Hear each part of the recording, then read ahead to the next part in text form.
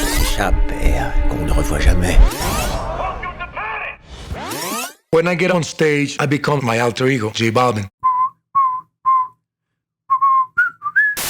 Aujourd'hui, je suis de maxi bonne humeur, car je n'ai que des bonnes nouvelles à vous annoncer. Les jours heureux sont de retour. Le soleil, les terrasses, les cinémas, parce que ça nous a quand même un peu manqué, même si on avait Prime Video. Enfin bref, vous allez voir, les nouveautés de Prime Video de ce mois-ci sont juste dingues. Pour commencer, Barry Jenkins, le réalisateur oscarisé de Moonlight, nous propose une série absolument grandiose. The Underground Railroad, une fable sur le train souterrain mythique permettant aux esclaves du 19e siècle d'échapper à leur maître. Une légende à laquelle ils donnent vie. Bon, vous l'aurez compris, le confinement et le couvre-feu, c'est de la gnognotte à côté de ce qu'endurent les héros opprimés de la série, et notamment Cora, poursuivi par un chasseur de primes. Alors non, pas l'excellente émission Twitch de Prime Video, mais un vrai chasseur de primes qui veut coûte que coûte la ramener de là où elle s'est enfuie. C'est magnifiquement bien réalisé et joué, et on n'a qu'une envie, c'est de les aider à sortir de la caverne. Continuons avec une autre nouvelle série exclusive, Panic, qui raconte un jeu aux règles très simples mais très cruelles façon Hunger Games. Dans la petite ville de Carp, les jeunes qui terminent le lycée ont une opportunité de remporter une grosse somme d'argent pour enfin fuir leur vie morose. Et autant le dire, c'est bien mieux que les chaussettes qu'on m'a offertes après ma mention très bien au bac. Mais bon, en même temps, j'ai pas vraiment eu mention très bien au bac.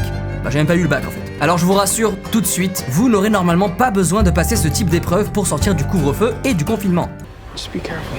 Face your fears, don't panic, and respect les gestes barrières. Je ne sais pas si vous savez, mais Prime Video regorge de programmes d'animation incroyables. Fate Stay Night Unlimited Blade Works, Grimgar, le monde des cendres et de fantasy, Tokyo Ghoul, Tokyo Ghoul-Re, Your Name, et aussi L'Attaque des Titans. L'Attaque des Titans, c'est une série de mangas complètement addictive. Dans un monde ravagé par des titans mangeurs d'hommes, c'est pas la grosse bête qui mange la petite. Bah là si, un peu.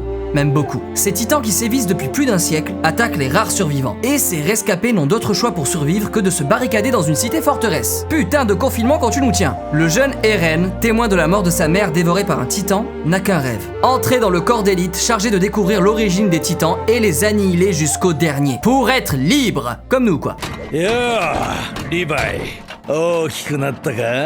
En parlant de liberté, vous savez qui va être libre de se mater Roland Garros le soir à la maison sur Prime Video ? Eh oui, c'est bien vous. Rappelez-vous au collège quand vous regardiez Agassi au lieu de faire vos devoirs maison, ou un match de Federer. Ça dépend de votre âge quoi. Pour la première fois de l'histoire, avec un grand H et un grand R, comme Roland, le tournoi des internationaux de France est diffusé par Prime Video et autant vous prévenir, ça va être grandiose. Avec notamment la retransmission en live et en exclusivité des plus grosses affiches en session de soirée. Des matchs en journée du cours Simone Mathieu et la codiffusion des demi-finales et finales de tous les tournois. Au total, Prime Video proposera plus de 100 heures de tennis en direct de Roland Garros.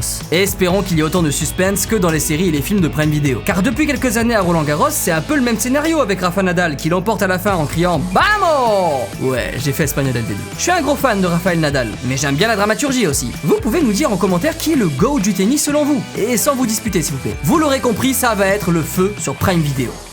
Autre sortie dans un autre registre, le super documentaire The Boy from Medellin, mettant en lumière la superstar colombienne du reggaeton, J Balvin. Le reggaeton, c'est la liberté absolue, le retour aux jours heureux version collé serré. En tout cas, on a tous hâte de passer de stades vides comme ça, avant, à des stades pleins comme ça, après. Mais en attendant, on a tellement de programmes sur Prime Video qu'on va pouvoir temporiser encore un petit peu. Et vous comptez faire quoi avec le retour des beaux jours ?